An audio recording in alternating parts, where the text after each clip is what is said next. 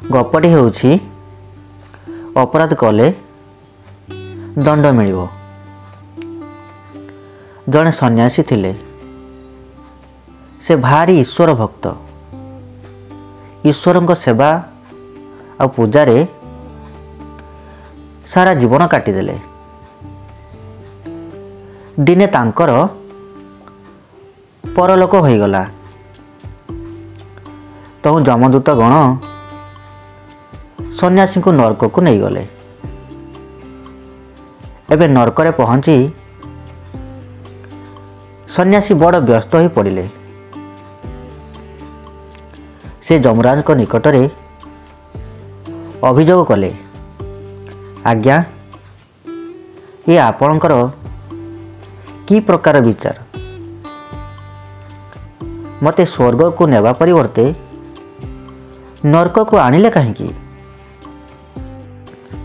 साधु बाबा कथारे जमराज भारी व्यस्त हो पड़े।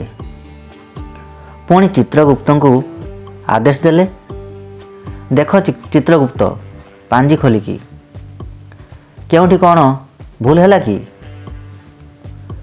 नरक भोग साधुंकर केते दिन अच्छी कही दियो, ठीक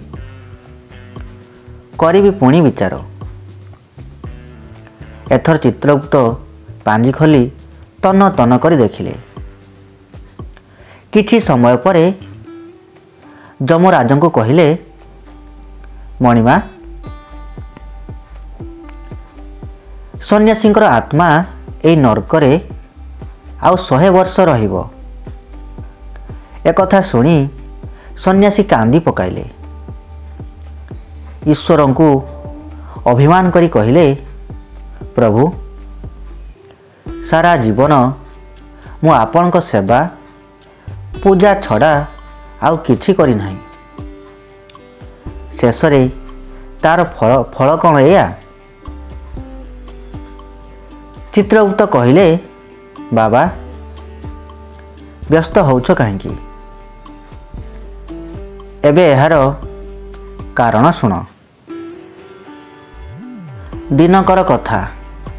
आश्रम बारंडा उपरे दिने बसिथिल थरे पकांतु मने। पिंपुड़ीटीए एबेले चाउल दानाटे नहीं जाउथिला। छुईले कौतूहले। यापरे पिंपुड़ी भୟରେ चाउल दाना को छाड़ी चलीगला। सेथिलागी आपण को एभली दंड मिलिला। तो सन्यासी कहिले, हे भगवान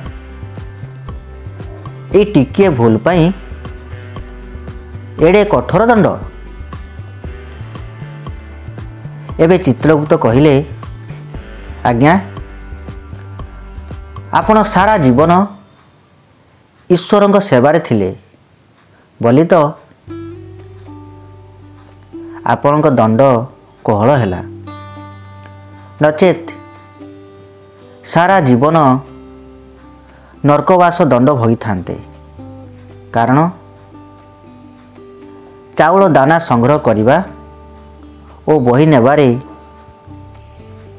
पिंपुड़ी ता आयु कालर अर्धाधिक काटी देइथिला। तेणे चाउल दानाटी को छड़ाई नेबारु ताकू आउ किछि खायाकू मिली नथिला।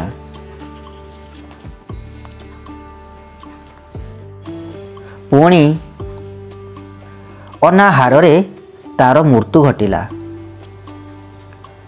आपण गोटे अति दुर्बलतम प्राणीर हताशा और मृत्यु लगी दायी।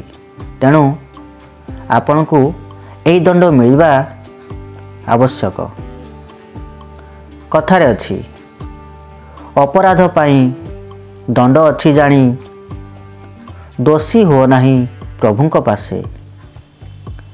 कर नाही अपराध केबे हेले, जानी था ईश्वर दंडिबे निश्चय। गपटी आपण मानकु भल लागिथिले चैनल टी को सब्सक्राइब करिया पे जमारू भूलिबेनी। आज पई रहिली मु पुणी नुआ नुआ गप नहीं के आसीबी। धन्यवाद।